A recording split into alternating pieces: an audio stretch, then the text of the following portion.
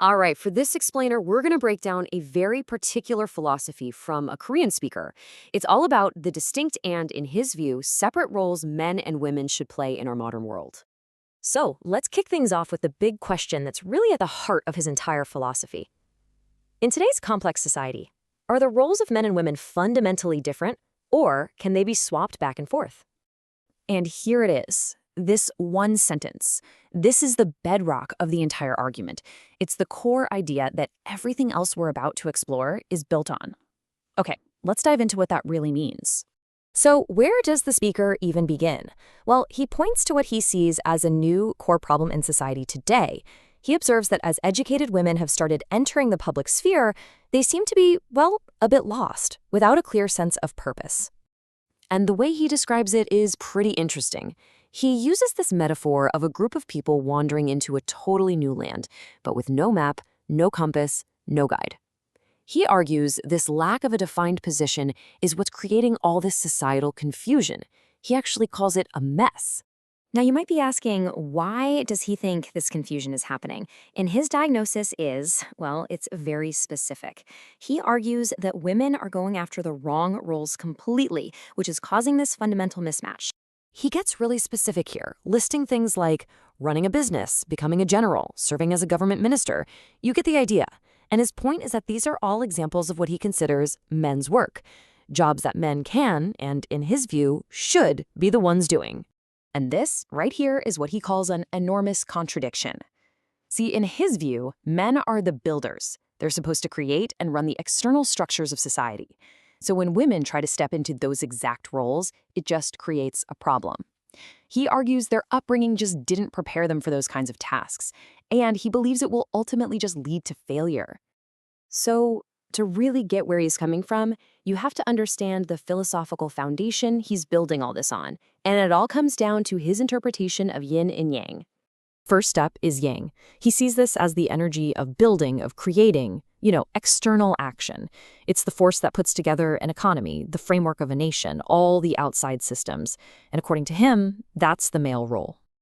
And then you have yin. This is the other side of the coin, the complementary force. It's not about building something from scratch. Instead, yin is all about operating, analyzing, and perfecting what has already been built. This is the realm of internal wisdom. This table really lays it all out, doesn't it?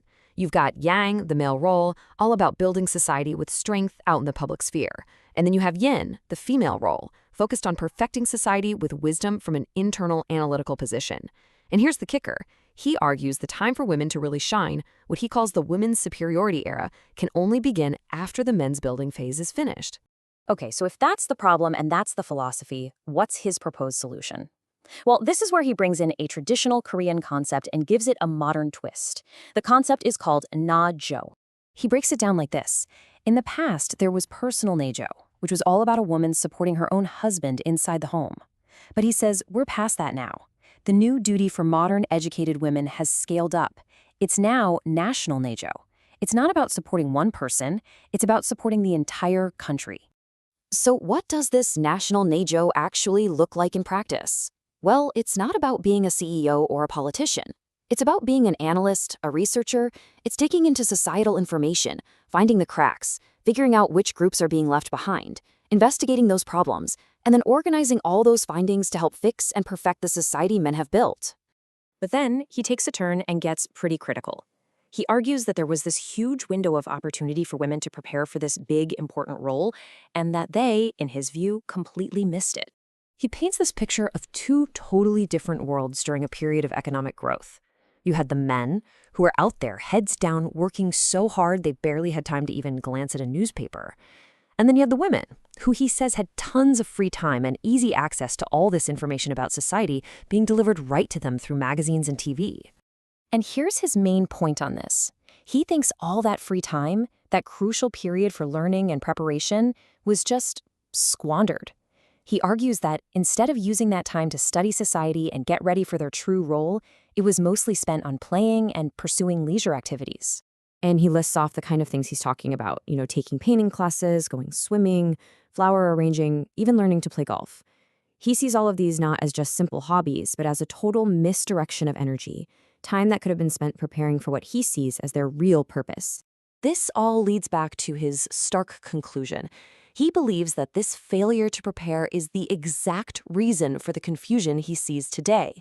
It's why, in his view, women are entering the public sphere without a real understanding of their role, or even how society actually functions.